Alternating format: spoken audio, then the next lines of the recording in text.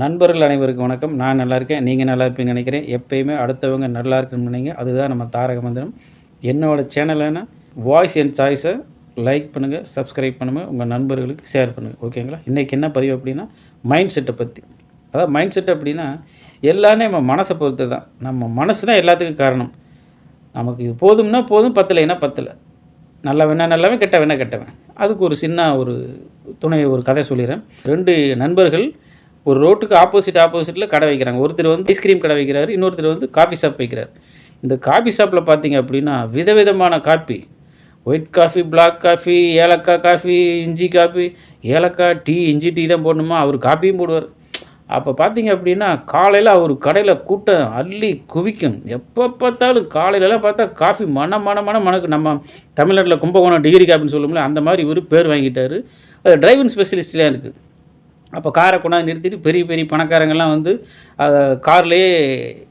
காரை நிறுத்திட்டு கார்லேயே சாப்பிட்றாங்க.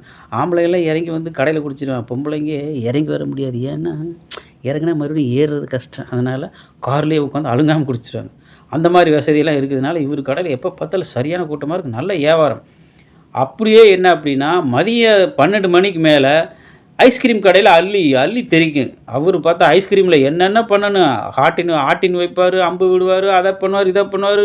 அதனால் ஐஸ்கிரீம் கடையில் அள்ளி தெளிக்கும் கூட்டம். மதியம் 12 மணிக்கு ஆரம்பித்தது அப்படின்னா நைட்டு 8 மணி 9 மணி வரைக்கும் அவர் கடையில் சும்மா அள்ளி விட்டு விளாசிடுவார். வியாபாரத்தில் கடை பம்பரமாக ஓடும். 2 பேர்த்துக்கு இவருக்கு காலையிலாம் அவருக்கு மதியம்.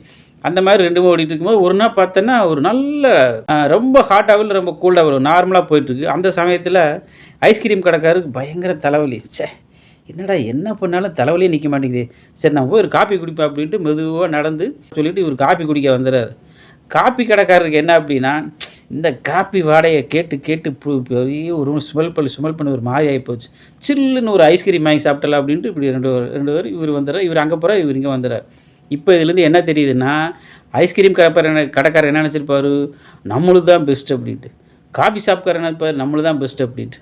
ஆனால் 2 பேர்த்துக்கு ஒரு சமயத்தில் என்ன ஆகுதுன்னா எதுவுமே பெஸ்ட் இல்லைன்னு ஆகிப்போகுது. இதுக்கு காரணம் என்னென்னா இதுதான் மைண்ட் செட். அந்த மாதிரி நல்லது எது கெட்டது எதுன்னு தேர்ந்தெடுக்க வேண்டியது நம்ம பொறுப்பு தான். ஓகேவா? Thank you very much.